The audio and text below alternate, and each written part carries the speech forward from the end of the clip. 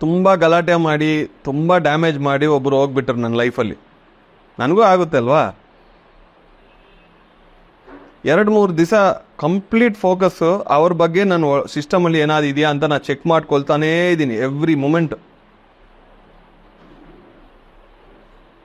2 ಹೇಳ್ತಾರು, ಒಂದು ಫರ್ಗಿವ್, ಇಲ್ಲ ಅಂದರೆ ಫರ್ಗೆಟ್.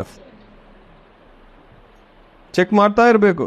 ಅವ್ರ ಬಗ್ಗೆ ಯಾವುದೇ ಒಂದು ಇನ್ಫಾರ್ಮೇಷನ್ ಇದೆ ಅಂದರೆ ಡ್ಯಾಮೇಜ್ ನನಗೆ, ಅವ್ರಿಗೆಲ್ಲ ಅಷ್ಟು ಫೋಕಸ್ ಮಾಡಬೇಕು. ಅವ್ರ ಬಗ್ಗೆ ನನಗೆ ಯಾವುದು ಬೇಡ, ಅದು ಅವ್ರ ಇಷ್ಟ. ಅವ್ರು ಏನೇ ಮಾತಾಡಲಿ, ಏನೇ ಬಿಹೇವ್ ಮಾಡಲಿ, ನನಗೆ ಅವ್ರು ಬೇಡ. ಓಕೆ, ಅವ್ರು ಹೋಗಿದ್ರು ಫಿಸಿಕಲ್ ಆಗಿ, ಎಮೋಷ್ನಲ್ ಆಗಿ ಹೋಗಿಲ್ಲ, ಮೆಂಟಲ್ ಆಗಿ ಹೋಗಿಲ್ಲ. ಅದನ್ನು ನೀವು ನೋಡ್ಕೋಬೇಕು. ಅದಕ್ಕೆ ನಾನು ಬೆಳಗಿಂದ ಒಂದೇ ಪಾಯಿಂಟ್ ಹೇಳ್ತಾ ಇದ್ದೀನಿ. ಒಂದು ಪಾಯಿಂಟ್ ತಗೊಳ್ಳಿ, ಇನ್ ಆ್ಯಂಡ್ ಔಟ್ ರಿಸರ್ಚ್ ಮಾಡಿ. ಬೋರ್ ಆಗಿದೆ, ಸೆಕೆಂಡ್ ಪಾಯಿಂಟ್ ಸ್ಟಾರ್ಟ್ ಮಾಡಿ, ಮತ್ತೆ ಇದಕ್ಕೆ ಬನ್ನಿ. ಆವಾಗ ಕಂಪ್ಲೀಟ್ ಸಿಸ್ಟಮ್ ಕ್ಲೆನ್ಸ್ ಆಗುತ್ತೆ. ಆವಾಗ ಡೀಪ್ ಮೆಡಿಟೇಷನ್ ಬರುತ್ತೆ. ಆವಾಗ ನೋ ಥಾಟ್ಸ್ ಈಸಿ ಆಗುತ್ತದೆ. ಆವಾಗ ಆಸ್ಟ್ರಲ್ ಟ್ರಾವೆಲಿಂಗ್ ಆಗುತ್ತೆ. ಅದು quality of life. 1 hour 2 hours meditation ಚೆನ್ನಾಗಿರ್ಬೇಕಂದ್ರೆ ಆ 22 hours 20 hours ನಿಮ್ಮ ಲೈಫು ಹೆಂಗಿದೆ ಅಂತ ನೀವು ನೋಡ್ಕೋಬೇಕು. ಆ ಕ್ವಾಲಿಟಿ ಇಲ್ಲಿ ರಿಫ್ಲೆಕ್ಟ್ ಆಗುತ್ತದೆ. ಕುತ್ಕೊಂಡಿದ್ರೆ ವಿತಿನ್ 2 seconds ನಾನು ಡೀಪಾಗಿ ಹೋಗ್ಬಿಡ್ತೀನಿ. 1 or 2 seconds ಅಷ್ಟೇ, ಯಾವುದೂ ಇರಲ್ಲ ಥಾಟ್ಸ್. ಯಾಕಂದರೆ ನಾನು ಈ when I am awake, quality of life ಅನ್ನೋದು ನನಗೆ ತುಂಬ ಬೇಕು ನನಗೆ. ಬಟ್ ಯಾವುದೇ ಒಂದು ನಾನ್ಸೆನ್ಸ್ ಮಾತಾಡಿದ್ರೆ ನಾನು ಒಪ್ಪಲ್ಲ. ಅದು ಯಾರೇ ಆಗಲಿ, ನೋ ನಾನ್ಸೆನ್ಸ್. ಸ್ಟೋರೇಜ್ ಆಗುತ್ತಲ್ವ, ಮತ್ತೆ ಅದು ಯಾರು ಕ್ಲೀನ್ಸ್ ಮಾಡೋದು? ಸರ್ ಆ ಥರ ಮಾಡಿದರೆ ಫ್ರೆಂಡ್ಸೇ ಇರಲ್ಲ ಸರ್. ನಿಮ್ಮಿಷ್ಟ. ಆ ಥರ ಫ್ರೆಂಡ್ಸ್ ಬೇಕಂದರೆ ಇಟ್ಕೊಳ್ಳಿ. ವಿಶ್ವಾಮಿತ್ರ ಕೋಪ ಬರುತ್ತಾ ಬರಲ್ವಾ? ಸಾತ್ವಿಕ ಕೋಪ. ನನಗೂ ಬರುತ್ತೆ ಕೋಪ. ಬಂದಿದ್ರೆ ಅಲ್ಲಿ ಕರೆಕ್ಷನ್ ಆಗುತ್ತೆ. ಒಬ್ಬನೇ ಡೆಸ್ಟ್ರಾಯ್ ಮಾಡೋಕ್ಕೆ ಬರೋ ದುರ್ವಾಸ ಮುನಿ ಅಲ್ಲ ವಿಶ್ವಾಮಿತ್ರ. Okay, no garlic.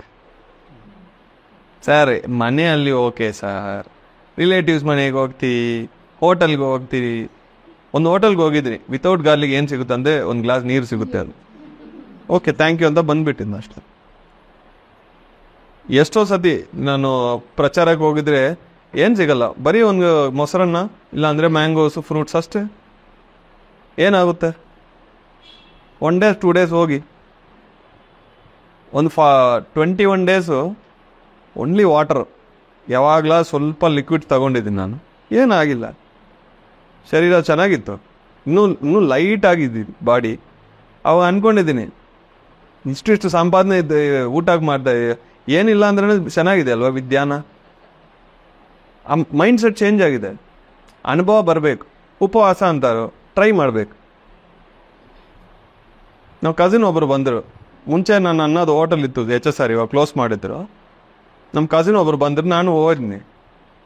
ಹೋಗಿದ್ರೆ ಒಂದು ಪ್ಲೇಟಲ್ಲಿ ಸ್ಪೆಷಲ್ ಮಸಾಲೆ ವಿತ್ ಬಟರು ಎಲ್ಲ, ಇನ್ನೊಂದಲ್ಲಿ ಕಿಚಡಿ ಇದೆ, ಇಡ್ಲಿ ಇದೆ, ದೋಸೆ ಇದೆ. ನಾನು ಏನಪ್ಪ ಕುಂಭಕರ್ಣ ನೀವು ಅಂದರೆ, ಇಲ್ಲ ನಾನು 2 ವಾರ ಫಾಸ್ಟಿಂಗ್ ಹೋಗಿದ್ದೀನಿ, ಅದು ಮುಗ್ದೋಯ್ತು ಮತ್ತೆ ಬಂದಿದ್ದೀನಿ ಅಂದೆ. ಇದು ಫಾಸ್ಟಿಂಗ್ ಆಯಿತು. ಆ 2 ವಾರದ್ದು ಎಲ್ಲ ಕಂಪ್ಲೀಟಾಗಿ ಸೇರಿಕೊಂಡು ಒಂದೇ ಟೈಮಲ್ಲಿ ಅವರೆಲ್ಲ ತಿನ್ಬಿಡ್ತಾರೆ. ಈಗ ಏನಿದೆ ಅಲ್ಲಿ ಬೈ ಫೋರ್ಸು ಫಾಲೋ ಮಾಡಿದ್ರು. ಅಲ್ಲಿ ಕೋರ್ಸ್ ಆಗಿದ್ರೆ ನೆಕ್ಸ್ಟ್ ಮೂಮೆಂಟ್ ಏನಾಗಿದೆ ಅದೇ ಸರ್ ಇದಿದೆ, ನೆಕ್ಸ್ಟ್ ಏನಾದ್ರು ಆಗಿದ್ರೆ ಮತ್ತೆ ಹೋಗ್ತೀವಿ ನಾವು. ಅಂದರೆ ಮೈಂಡ್ ಕಂಟ್ರೋಲ್ ಇಲ್ಲಿ.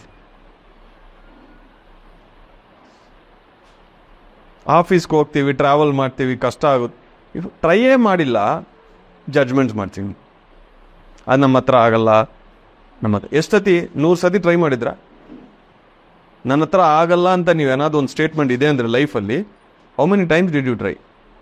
100, 200, 300? ಹಾಂ, ಇಲ್ಲ ಒಂದು ಸತಿಯೇ ಟ್ರೈ ಮಾಡೋದು. 100 ಸತಿ 200 ಸತಿ ಹೇಳ್ತಾರೆ ಆಗಲ್ಲ ಅಂತ. Then you are not a scientist.